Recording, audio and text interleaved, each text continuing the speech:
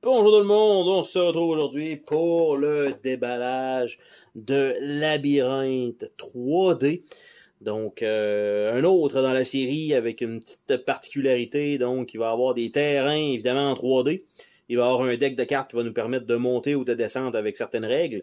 Parce que le jeu de base étant, oui, de pousser des tuiles.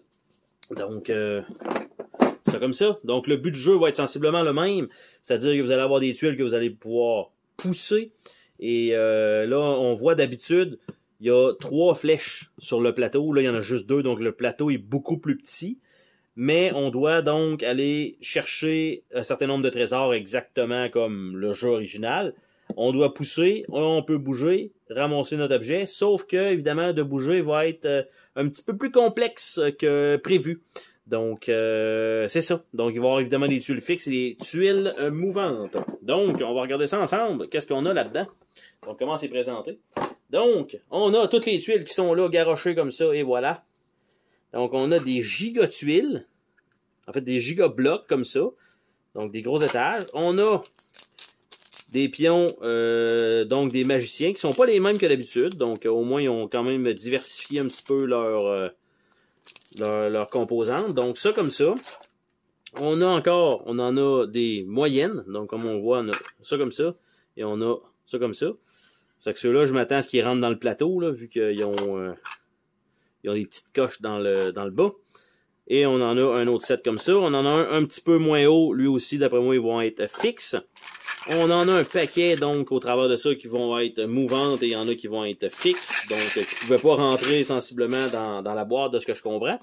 Donc, on a ça. On a, je veux dire, un jeton ici, mais ça a l'air à se lever. Donc, c'est peut-être pour lever le plateau, en fait, parce qu'on a ça ici, le petit tray qu'on peut enlever. On a ici, qui est des carrés blancs. Je sais pas ça sert à quoi, ils vont nous l'expliquer. Donc, je suppose que c'est de l'autre côté en premier. Donc, mettre ça ici, mettre un autocollant dessus, mettre un autocollant dans le milieu, tourner la tuile, puis de la mettre dessus. Fait qu'il va y avoir plusieurs affaires à faire. Donc, on en a avec des grooves et on en a pas de groove, évidemment. Donc, ça comme ça. Et évidemment, placer ceux-là avec les grooves sur le plateau. Donc, le jeu lui-même, donc relativement assez simple. Donc, on place tout ça. Ils nous ont dit de mettre ceux-là dans les coins tout simplement. Donc, par défaut, avant chaque partie, on doit faire un certain setup. Donc, ça, ils nous disent de comment ça bouge. Et on a des magies, donc, pour pouvoir grimper tout en haut, parce que normalement, c'est un seul palier supplémentaire. On peut descendre complètement en bas, puis on peut monter ou descendre. Donc, quand on ne réussit pas à atteindre un trésor, on gagne une carte, ce qui nous permet éventuellement peut-être de, je ne vais pas dire comboer, mais de faire de quoi d'un petit peu plus efficace.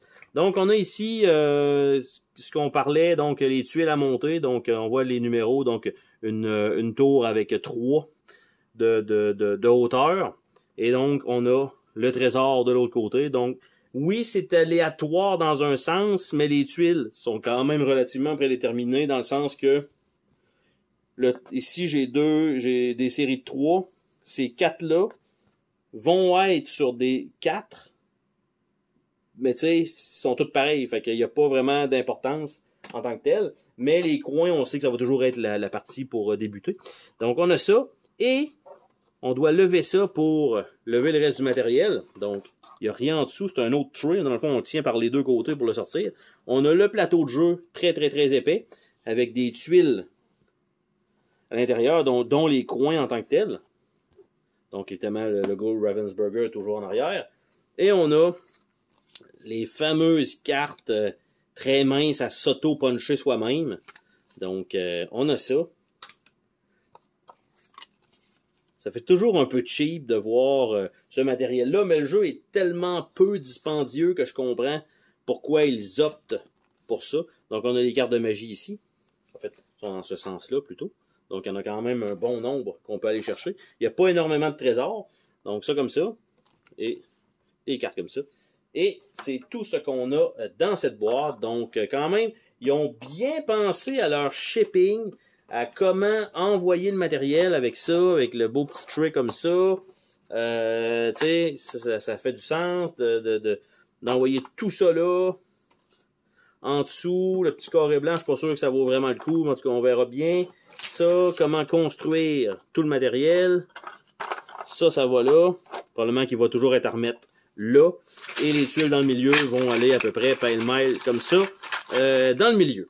Donc, c'était le déballage de Labyrinthe 3D. Et sur ce, on se dit à la prochaine pour une autre vidéo. Salut tout le monde!